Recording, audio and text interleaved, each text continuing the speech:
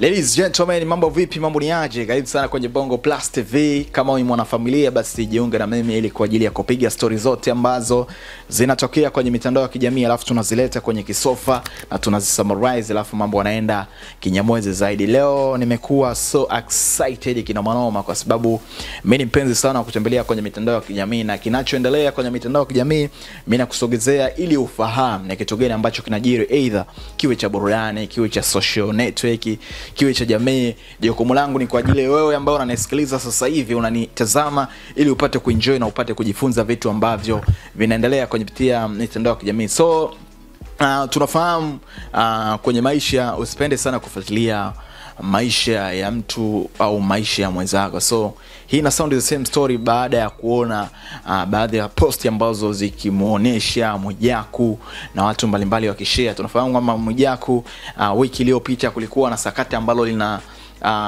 lilikuwa lina focus sana, watu walikuwa wanamwataki sana kupitia video zake ambazo wanadai kwamba yeye ni moja kati ya watu ambao wamehusika kwenye zile video ambazo zinasambaa kwenye mitandao ya kijamii.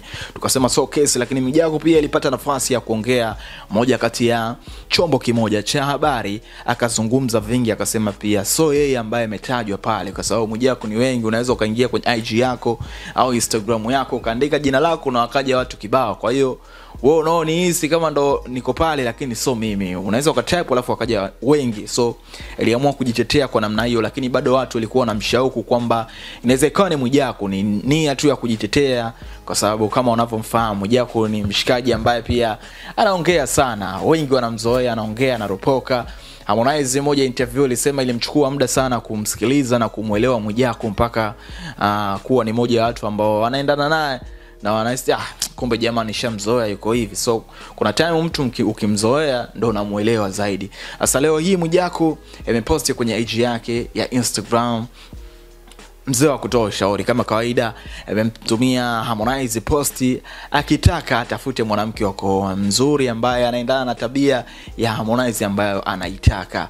Moja kati ya maneno ambayo anazungumza nitakuonyesha kwenye video yako hapo ili upate kuona, uangalie huyu jamani wa aina gani, kwa sababu juzi alitoka kugombana na Baba Levo kuhusiana na issue zao za wanawake.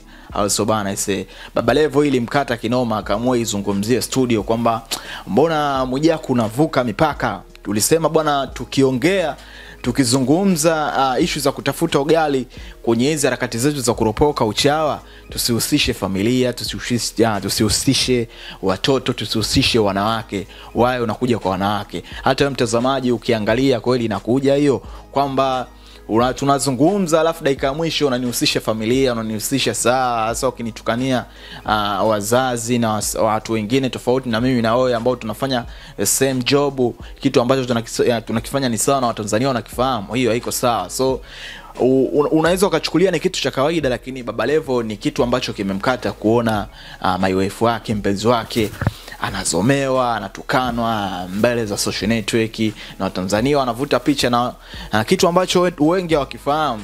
Watanzania ni wepesi sana kuelewa, au wepesi sana kuelewa kitu kwa haraka kupitia mtu ambaye mwenye brand au mtu ambaye mwenye title kuzungumza kwenye mitandao ya kijamii. So mtu kama Mwijaku ni rahisi sana mtu kuelewa kwamba inawezekana Mwijaku anachokizungumza ni kweli, kwamba mke wa Baba Levo Zaka kweli anajiuza South Africa akitoka kumwaga Baba Levo. Hii Baba Levo ilimkata na akaamua kumwambia bwana sometimes mipaka ivuke. Na sio kwa Baba Levo tu, watu ni wengi sana ambao wanazungumzaga hivyo kwamba kuna time ukiwa mnazoeana na mtu kuna namna fulani mipaka inahitajika izingatiwe sana. So leo Mwijaku tena kaanza ziara yake ya kuchokoza watu, kaposti kwenye IG yake ya Instagram akielezea bwana Harmonize inahitajika Konde Boy uoe, ila kwenye kuoa unahitajika uangalie pia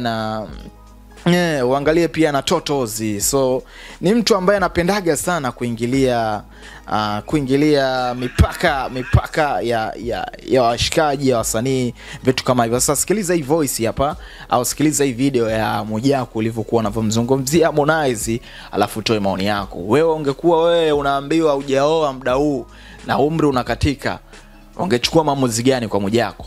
alafu unaniangushia comment hapa kwenye Bongo Plus TV. Hii ni Big News, Kisofa Kinyamwezi, tumekukalisha na tumekupitishia hizi story.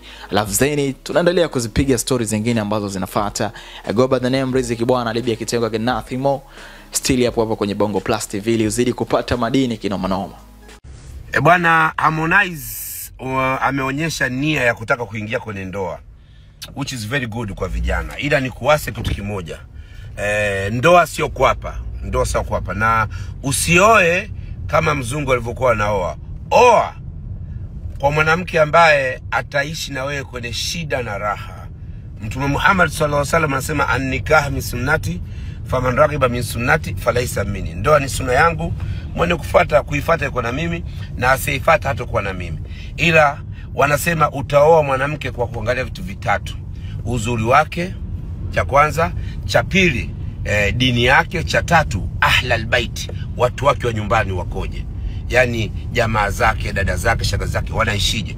Usije ukaoa kwa kufuata matamanio. Mtangulize Mungu kabla hujaingia kwenye ndoa. Sisi kaka zako tulimtanguliza Mungu kabla kuingia kwenye ndoa. Fanya hivyo utakuja kunishukuru mdogo wangu.